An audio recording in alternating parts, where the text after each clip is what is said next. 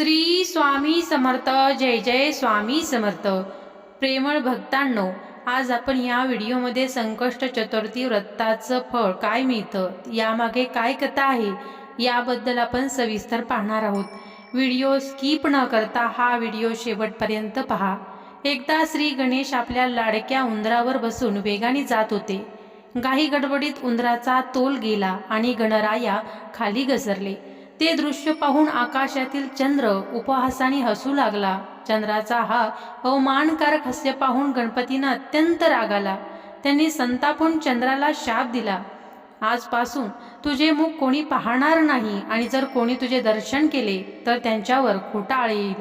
गणपतीच्या या कठोर शापामुळे चंद्र अत्यंत दुःखी झाला. आपल्या चुकीची जाणीव होऊन त्याने कठोर तपश्चर्या करून गणरायाची क्षमा मागितली. देवतांनीही गणपती समोर विनवणी केली. शेवटी सर्वांच्या प्रार्थनेने प्रसन्न होऊन श्री गणेश यांनी चंद्राला पूर्णतः नाही पण अंशतः शापमुक्त केले. गणपती म्हणाले, तुझा अपराध मोठा असला तरी तुझ्या तपश्चर्येमुळे मी तुला क्षमा करीत आहे. परंतु वर्षातून एक दिवस भाद्रपद शुक्ल चतुर्थी म्हणजेच गणेश चतुर्थी, या दिवशी तुझे दर्शन कोणीच घेऊ नये. जो कोणी त्या दिवशी तुझे दर्शन करील त्याच्यावर खोटाळ येईल. हे ऐकून चंद्राने विनम्रतेने विचारले, देवा, जर एखाद्या भक्ताने चुकून त्या दिवशी माझे दर्शन घेतले तर त्या दोषापासून मुक्त होण्यासाठी त्याने काय करावे? तेव्हा गणरायांनी सांगितले, त्याने श्रद्धेने संकष्ट चतुर्थीचे व्रत करावे.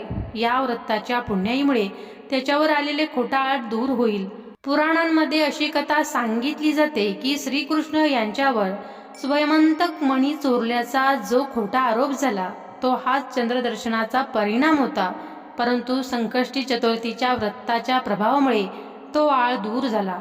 या कथेनुसार प्राचीन काळी यादव कुळात सत्राजित नावाचा एक पराक्रमी राजा होता.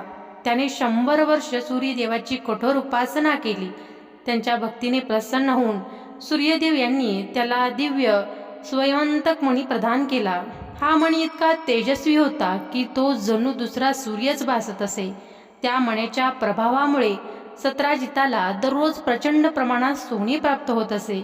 त्यामुळे तो रोज हजारो लोकांना अन्नदान करीत असे आणि त्यांच्या राज्यात संपन्नता नांदत होती. एके दिवशी स्वयंतक मण्याची महती श्रीकृष्ण यांच्या कानावर आली.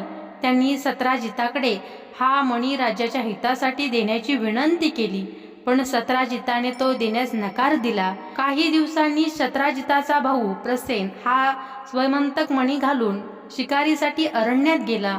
तेथे एका भयंकर सिंहाने त्याच्यावर हल्ला करून त्याला ठार मारले आणि तो दिव्य मणी घेऊन गेला. परंतु पुढे त्या सिंहालाही जांबवंत या पराक्रमी राजाने ठार केले. त्याने तो स्वयंतक मणी आपल्या लहान मुलीच्या गळ्यात घातला आणि तो आपल्या गुहेत ठेवला. दरम्यान प्रसेन मणीसह परतला नाही. हे पाहून सत्राजिताने संशय घेतला. त्याने लोकांसमोर असा आरोप केला की हा मणी श्रीकृष्ण यांनी चोरला असावा. हा खोटा आरोप कृष्णाच्या कानावर येताच त्यांनी स्वतःवरचा आळ दूर करण्याचा निर्धार केला. ते प्रसेनचा शोध घेत अरण्यात गेले. तेथे त्यांना प्रसेन मृतावस्थेत दिसला आणि जवळ सिंहाच्या पावलाचे ठसे दिसले. त्या ठशाचा मागोभाग घेत घेत ते जांबवंताच्या गुहेपर्यंत पोहोचले. गुहेत प्रवेश करताच जांबवंतांची कन्या घाबरून मोठ्याने ओरडू लागली. तिचा आवाज ऐकून जांबवंत तिथे धावत आला. त्याने कृष्णाला परपुरुष समजून त्याच्यावर हल्ला केला. दोघांमध्ये भीषण युद्ध सुरू झाले. हे युद्ध अखंड 21 दिवस चालले. दरम्यान द्वारकानगरी चिंतेचे वातावरण निर्माण झाले. ही बातमी नंद आणि यशोदा यांच्या कानावर पोहोचली. कृष्णाच्या काळजीने व्याकुळ झालेल्या नंद यशोदांनी संकटहर्त्या श्री गणेश यांची संकष्टी चतुर्थीचे व्रत अत्यंत श्रद्धेने केले. गणरायाच्या कृपेने अखेर युद्धात श्रीकृष्ण यांचा विजय झाला. जांबवंताला ते श्रीरामाचेच अवतार आहेत याची जाणीव झाली. त्याने आदरपूर्वक स्वयंतक मणी आणि आपली कन्या जांबवंती श्रीकृष्णांना अर्पण केली. द्वारकेत सर्वत्र आनंदोत्सव साजरा झाला. श्रीकृष्णावर चोरीचा खोटा आळ का आला याबद्दलची पुराणात कारणे सांगितले जाते. एकदा भाद्रपदातील गणेश चतुर्थीच्या दिवशी संध्याकाळी गोपाळासोबत परतताना वाटेत गायीच्या खुराकामध्ये साचलेल्या पाण्यात कृष्णाने नकळत चंद्राचे प्रतिबिंब पाहिले. त्या दिवशी चंद्रदर्शन निशब्द असल्यामुळे गणपतीचा शाप त्यांना भोगावा लागला. परंतु संकष्टी चतुर्थीच्या व्रताच्या प्रभावामुळे श्रीकृष्णावरील चोरीचा आळ पूर्णपणे दूर झाला. त्यांनी स्वयंमंतक मणी सत्राजिताला परत दिला. सत्राजिताला आपली चूक लक्षात आली. त्याने कृष्णाची क्षमा मागितली आणि आपली कन्या सत्यभामा त्यांना विवाहासाठी दिली. त्या दिवसापासून प्रत्येक महिन्याच्या कृष्ण पक्षातील चतुर्थीला संकष्टी चतुर्थीचं व्रत केलं जातं. या व्रतामुळे संकटहर्त्या गणपतीची कृपा प्राप्त होते. भक्तांच्या आयुष्यातील संकटे दूर होतात आणि त्यांच्या मनोकामना पूर्ण होतात. विशेषतः श्रावण महिन्यातील संकष्टी चतुर्थी आणि मंगळवारी येणारी अंगारकी संकष्टी चतुर्थी अत्यंत पुण्यदायी मानली जाते. प्रत्येक महिन्यात व्रत करणे शक्य नसले तरी वर्षातून किमान या 2 संकष्टी श्रद्धेने केल्यास गणरायाची विशेष कृपा लाभते असे पुराणांमध्ये सांगितले आहे.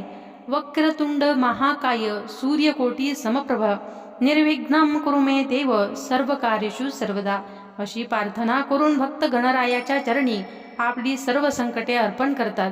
चला तर मग मंत्राला सुरुवात करूया. तत्पूर्वी तुम्ही चॅनलवरती नवीन असाल तर चॅनलला लाईक आणि सबस्क्राईब केल्याशिवाय पुढे जाऊ नका.